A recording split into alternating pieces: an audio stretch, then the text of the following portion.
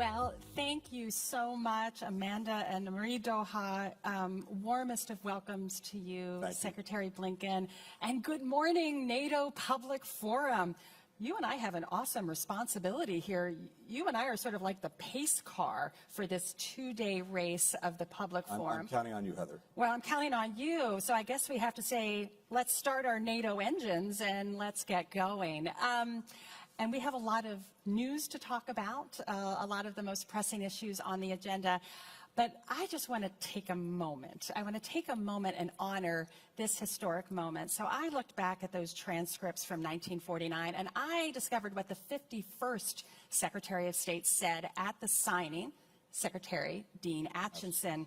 He said, for those who participated in the drafting of this treaty, the Washington Treaty, must leave to others the judgment of the significance and the value of that act. So I just want to ask you very personally, no talking points, from one Europeanist to another Europeanist, what does this moment mean to you very personally? Well, first, good morning, everyone. It's great to be with you today. I don't think we've seen this kind of assemblage of, we heard the term, use it. NATO nerds. You're all here. We celebrate this. We celebrate it. And I proudly count myself among you, and have for more than 30 years now. Yes, sir. The moment means a lot of things. The moment means 75 years. Jens Stoltenberg said it yesterday. This is now the longest enduring alliance in history. That in and of itself is remarkable. But I think it's evidence that country after country, government after government, representing now 1 billion people, has seen the extraordinary value of this alliance. And I think it really boils down to this when you think about it, because when Dean Acheson was here, when our predecessors were here, they were coming off 2 world wars. And the absolute priority for them was trying to put in place the understandings, the arrangements, the structures to prevent another global conflagration. And NATO was at the heart of that. And what is at the heart of NATO? This extraordinary commitment that an attack on one is an attack on all is the strongest possible deterrent to conflict, the best possible way to avoid war, because any would-be aggressor contemplating an attack knows that if they take on one of us, they have to take on all of us. And what we've seen over 75 years is a defensive alliance that's kept the peace for the citizens that it represents. And that, in turn, enables something else, because ultimately, NATO is not an end in itself. The end in itself is to make sure that citizens of the countries that come together in NATO are able to lead their lives freely, securely, to try to make progress, to try to hand down a better life to their children than the one they had. And it starts with the security. If you have that, everything else becomes possible. Absolutely. Thank you. Well, one of the pressing priorities at this 75th year is, of course, Ukraine. Last evening, we heard President Biden make some announcements about a new air defense package for Ukraine. So, Mr. Secretary, I actually want to start with that news. I hope you can help us unpack that and tell us a little bit more about the Ukraine package that we can expect at the summit. Well, you heard the President yesterday talk about the work that we've done and other allies have done to put together more air defense systems for Ukraine, notably Patriots, but also many other systems, because we know that's the key to so many things. It's a key to defending Ukraine's infrastructure. It's a key to defending its people. It's a key to defending its forces. It's also key to making sure that we're unlocking the private sector and economic investment in Ukraine that will also be essential to Ukraine's success going forward. But people need to make investments in secure environments. So these air defense systems, we know, have been job number 1 for Ukraine and, as a result, for the alliance that's supporting it. But this is just part of a comprehensive package that we're putting in place, that we've actually put in place since before day 1, to make sure that Ukraine has what it needs to defend itself when it needs it. And I'm also pleased to announce that, as we speak, the transfer of F-16 jets is underway, coming from Denmark, coming from the Netherlands. And those jets will be flying in the skies of Ukraine this summer to make sure that Ukraine can continue to effectively defend itself against the Russian aggression. So we also understand coming out of the summit, we'll have announcements that there will be a new NATO command in Wiesbaden that will be very focused, building on the extraordinary work of the Ramstein Defense Contact Group to sustain capabilities for Ukraine, operations, maintenance. We'll have a NATO liaison officer. That's right. In Kyiv. I mean, this is a pretty robust package that you're talking about. You said something when you last were in Kyiv on, I believe, May 14th. And you said, our strategy is that Ukraine must win. Is that package, and this is robust, but are the packages that NATO is putting forward, is it enough to fulfill that vision for Ukraine to win? Yeah, I believe it is. And let's talk about two things. Let's talk about what winning means, what success is for Ukraine. And in my estimation, at least, success is a strong, independent Ukraine, increasingly integrated with Euro-Atlantic institutions like the European Union, like NATO, and that is able to stand on its own feet, militarily, economically, democratically. And what we see is Ukraine on a trajectory to do just that, militarily. We have an incredibly robust package that will be unveiled over the next couple of days at NATO that builds a very clear, strong, robust, well-lit bridge to NATO membership for Ukraine, including, as you mentioned, the first time NATO's dedicated a command to helping an aspiring country join the alliance. This, in and of itself, is extraordinary. Just a few weeks ago, President Biden signed our bilateral security agreement with Ukraine. At the last NATO summit, on its margins, President Biden brought together more than 30 countries to negotiate and now sign these bilateral security agreements. What does that mean? It means that for the next decade, country after country has vowed to help Ukraine build its deterrent and defense capacity.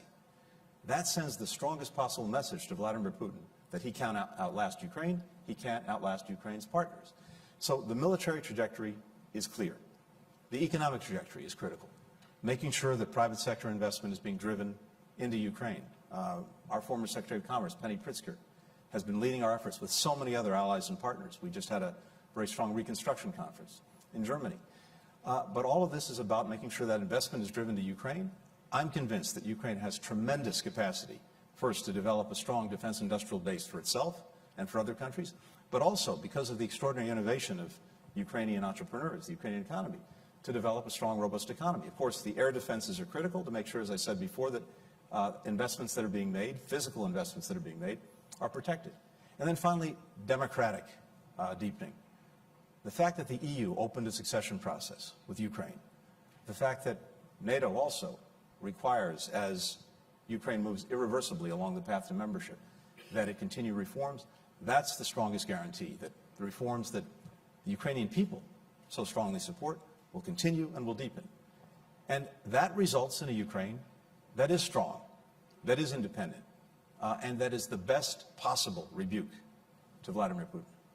Mr. Secretary, I'm so glad you talked about the well-lit bridge, because I think an enormous amount of energy is being expended upon verbal gymnastics in some ways, the irreversible path, the well-lit bridge, all of these terms. But what you've been talking about, the actions, the robustness, that speaks louder than words. That's exactly right. That's the relationship with NATO. But why are we so caught up? Why can't there be greater simplicity and clarity about this incredibly close relationship that Ukraine will join NATO? Help me understand why we're using all of these very creative words. Well, we have a lot of very talented people who have to spend a lot of time writing NATO declarations. We want to make sure they're fully employed. So that's the secret. So, as someone who's done that myself in the past, in all seriousness, by the way, please. Our colleagues are doing extraordinary work because, look, we have 32 allies. This is a democratic alliance, an alliance of democratic countries. Different countries have slightly different views on some of these issues, and part of our responsibility is to proceed with consensus. The greatest strength that we have, the most valuable currency we have as an alliance, is our unity, but that unity doesn't just happen. It's the product of conversation. It's the product of listening. It's the product of talking. It's the product of building that consensus, and it gets reflected in these documents.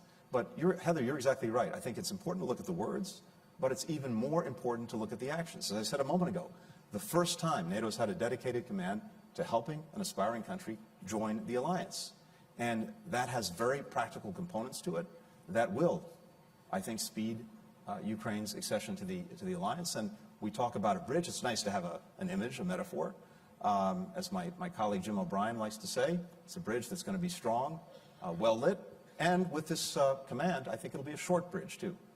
So I'm going to sprinkle another historical quote, and this was by President Truman the year following the signing of the Washington Treaty. At his inaugural address, he said, and I thought this is a good definition, not quite that word salad that we were talking about, the main objective of the North Atlantic Treaty is to erase any possible doubt and uncertainty that may be lurking in the minds of potential aggressors. Is that package enough to deter Vladimir Putin on Ukraine? That's the question. Does that provide sufficient certainty? Well, first, President Truman had the remarkable gift of speaking clearly, speaking directly, and we'll try to live up to that example as best we can. But look, the proof will be in the pudding. I believe it should. But at the end of the day, what is so important is delivering these practical results, showing that Ukraine has the capacity, that its partners have the capacity. I mentioned a moment ago the fact that the F-16s are on their way. The transfer is happening as we speak. They'll be flying in the skies of Ukraine this summer. That's another very important proof point because, again, it concentrates Vladimir Putin's mind on the fact that he will not outlast Ukraine, he will not outlast us, and if he persists, the damage that will continue to be done to Russia and its interests will only deepen. The fastest way, the quickest way to get to peace is through a strong Ukraine. Absolutely.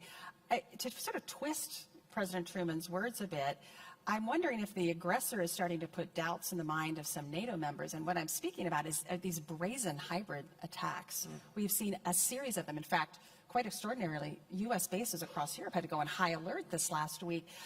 This is starting to be of greater concern. What does NATO have to do to try to get to that problem? Because that is, undermining NATO unity.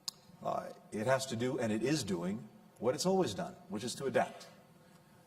When we came into office, one of the most important things to do from the outset, besides re-engaging the alliance, re-energizing it, and as necessary, reimagining it, was to put forward a new strategic concept, the first one in a decade, to take account for the fact that we're in a dramatically changed security environment with not only new actors posing challenges, but also new means, new methods.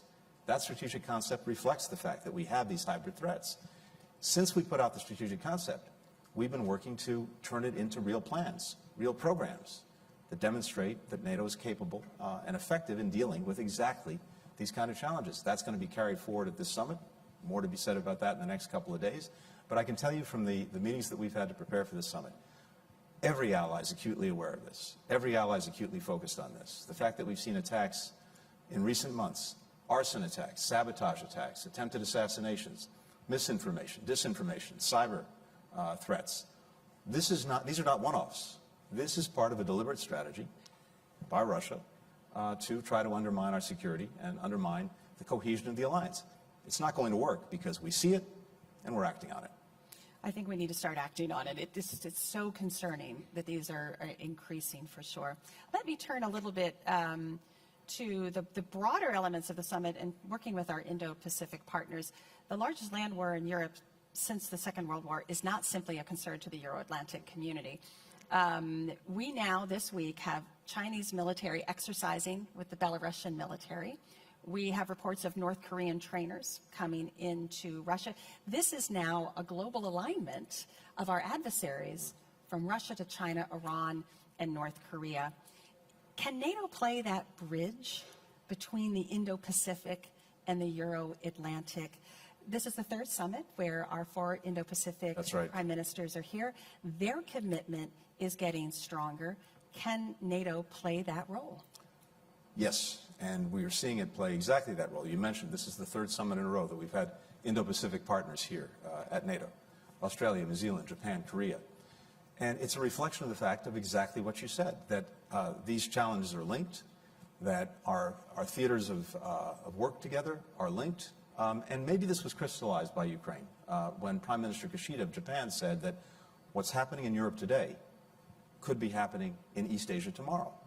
When Russia committed its aggression, its renewed aggression against Ukraine, and Japan stood up, South Korea stood up, Australia, New Zealand, this was a reflection of that recognition that these challenges are linked, and when democracies stand together, whether they're in Europe, Asia, or elsewhere, we're going to be stronger and more effective. So as we're gathering here in Washington with our Indo-Pacific partners, what this means is we are breaking down the silos between Europe, Asia, and the United States. And this has been a very deliberate objective of President Biden from day one. Not only building convergence with our allies, stronger convergence when it comes to how to approach Russia, and in a different way, how to approach China, but also breaking down the barriers, the walls between European partners and Asian partners. And of course, what's happened just in the last year and a half has only reinforced the imperative. Ukraine. We see, unfortunately, China not providing weapons to Russia to pursue its aggression, but being the major contributor to Russia's defense industrial base. 70% of the machine tools that Russia's importing are coming from China. 90% of the microelectronics that Russia's importing coming from China. That's enabled it to sustain its aggression against Ukraine. We've seen a massive buildup of its weaponry over the last year and a half. Tanks, missiles, munitions. That's the product of the defense industrial base being fueled by China. As a result, European allies understand the challenge posed by China to Europe's security.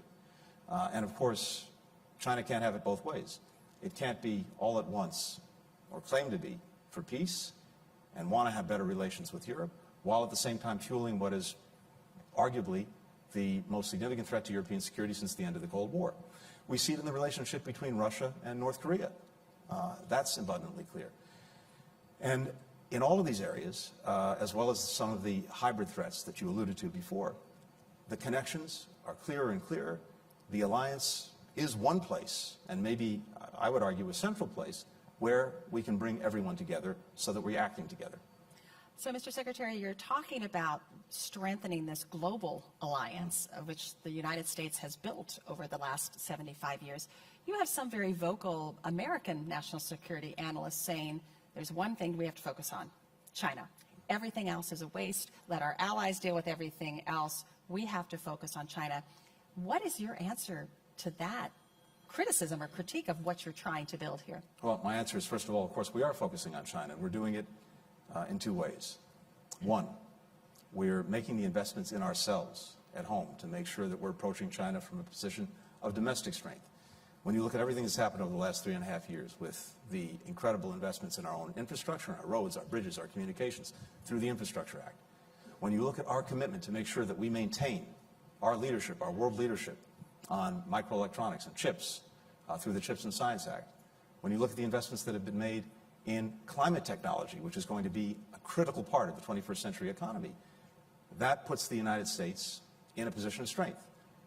European allies are doing exactly the same thing. But the other aspect of this is not only, as we've done, re-energize our alliances and partnerships, starting with Europe, but also make sure that there is greater and greater convergence in our approach to some of the challenges posed by China.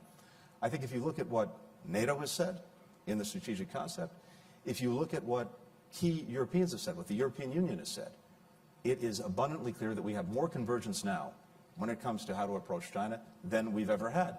And that's a source of tremendous strength. It means that instead of having one country having to deal with the challenges alone, the United States representing maybe 20% of world GDP, suddenly we've aligned 40, 50, and with our Asian partners, 60% of world GDP. That makes a huge difference. And so precisely because these challenges are joined, dealing with some of the problems posed by China requires this work with, alignment with, convergence with Europe as well as with Asia. I believe I would say, maybe using a little bit of that Truman simplicity, the adversary has a vote and they are aligning. We have not the luxury of focusing on one. That's correct. And this is, I think it's a really important point. This is not simply a reflection of our choices. It's a reflection of the choices, the policies that China has chosen to pursue. and of course that Russia's pursuing in Ukraine right now. And I think you're right. It does pose for all NATO members a structural challenge of how do you work in those multiple theaters when you're dealing with their alignment versus how we are organizing our alliances. Mr. Secretary, I wanted to turn, because you raised it, and I'm really glad you did, talking about alliance unity. We know that is the center of gravity. We know how important that is. And we also know that sacrifices sometimes have to be made to keep that unity. You hear mutterings of the least common denominator. We're not getting exactly what we want because we have to ensure that alliance unity.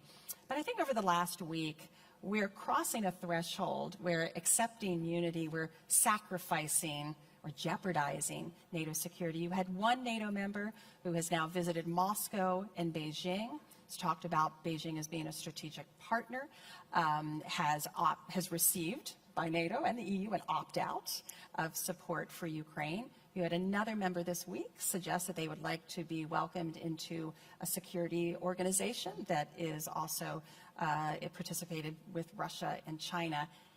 What is NATO's message has to be clear, does it not? Well, I think this is getting to a point of straining unity. NATO's message is very clear. It's very clear in what's happening here in Washington over these couple of days.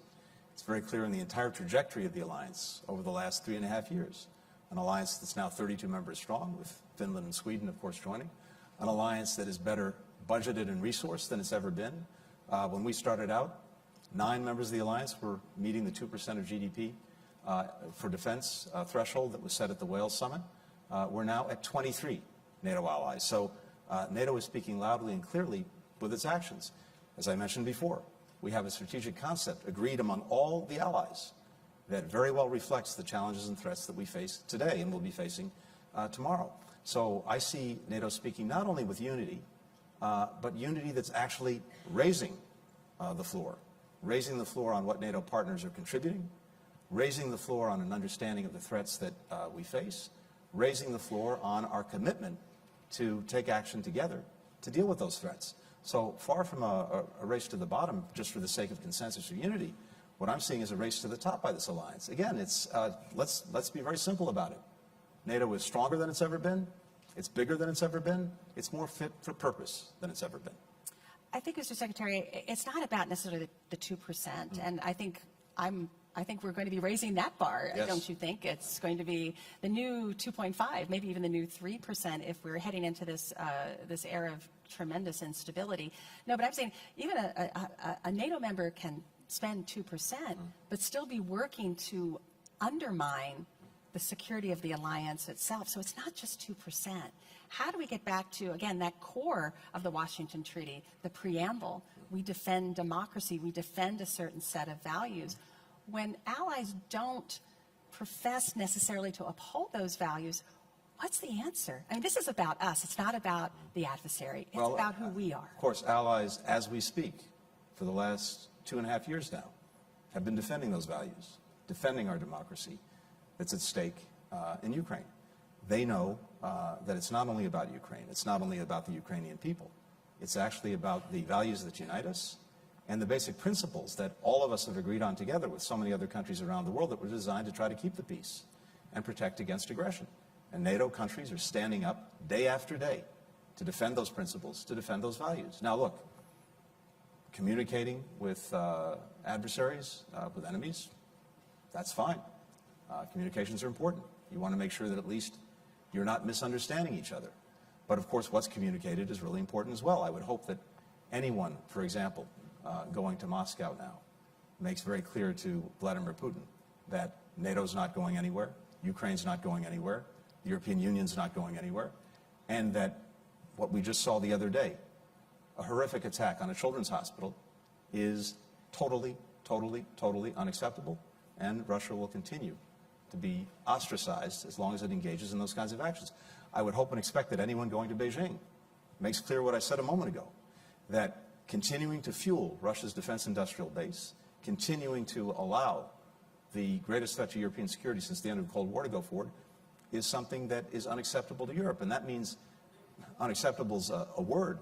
Actions follow that, including, as necessary, sanctions, including, as necessary, not allowing relations that Beijing might seek to improve to actually improve. So what we're focused on is what allies and partners are doing, and I can tell you as an alliance, what we're doing is evidencing greater strength and commitment to the principles, the values that are at the heart of this alliance that I've seen. Are you confident those messages are being sent? I have confidence those messages are being sent. Right. But again, we come together as 32 countries. From the perspective of the United States, it's so important that we listen to each other, that we communicate clearly with each other, and yes, we develop consensus. But what I'm seeing again is a consensus that is moving us up, not holding us back. So we welcomed, this is Sweden's first right. NATO summit. Great to come in. We've got this bolt of energy. I feel it with Sweden and Finland joining. There's an energy in the Nordic, Baltic quadrant of NATO. How has it been to welcome those new men? They're seeing what's behind the curtain. How have you introduced your two new colleagues now into NATO? Tell us some good stories. Well, of course, Sweden and Finland have been NATO partners for a long time. They've contributed tremendously to the alliance, to our common endeavors for a long time. But to have them at the table is something I suspect most people in this room 3 years ago, I doubt anyone really would have imagined that. If you would have read a lot of think tank reports 15 years ago, you would have known this would have been the case. But that's okay. I might have let it slip. I might have written one or two of those reports back in the day. Good, So, see? but in all seriousness, you're right. I think it has added a jolt of energy. They're both remarkable partners. They bring so much to the alliance. They changed the strategic equation in a very powerful way. But it's also a reflection of new realities that the entire alliance is facing. New aggression, new forms of aggression, a new determination to stand up together to combat it. But look, we have a little kept secret for the alliance is there's a pretty strong Nordic and Scandinavian component to this alliance, as evidenced by Jens Stoltenberg. President Biden gave him the Medal of Freedom last night. And that was a very powerful reflection of the extraordinary leadership that he's demonstrated over a decade of incredible change for NATO, but a decade that he's managed with brilliance. Well, he's really had a unique talent of communicating with some of those allies that don't see eye to eye, always with the consensus, was incredibly important in resolving some of the difficulties in the run up to welcoming Sweden and Finland.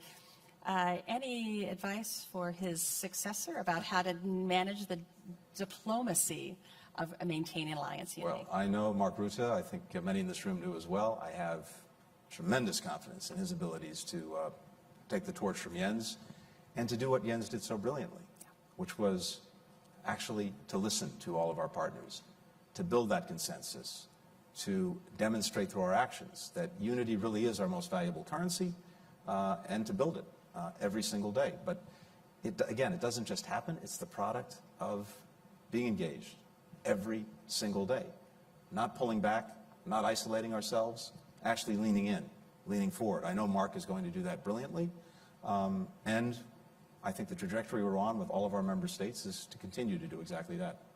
So, Mr. Secretary, I'm going to end. My last question is going to be a historical question, but moving forward. So, as Dean Acheson asked, it is for others to judge, and the 71st Secretary of State just rendered judgment on the 51st Secretary of State's judgment.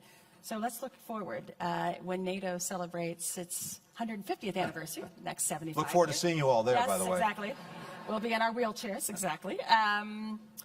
What judgment would you like your successor to render about what you have done here on the 75th anniversary to keep 1 billion people safe? Will they know that we've done enough to advance the cause of freedom?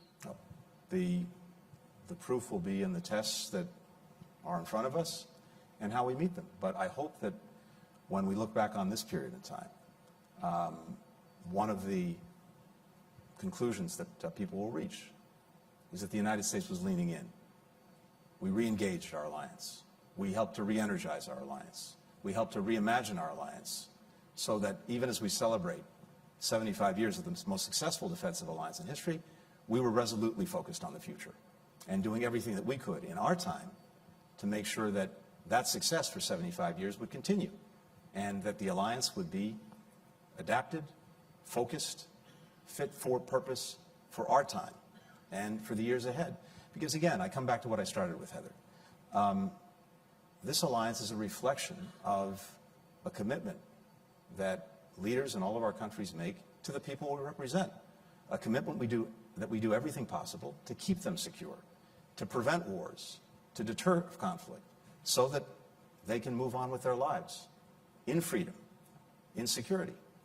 And so if we manage, as the result of the actions that we've taken over these last years and in this period, to do that in the years ahead, we will have succeeded.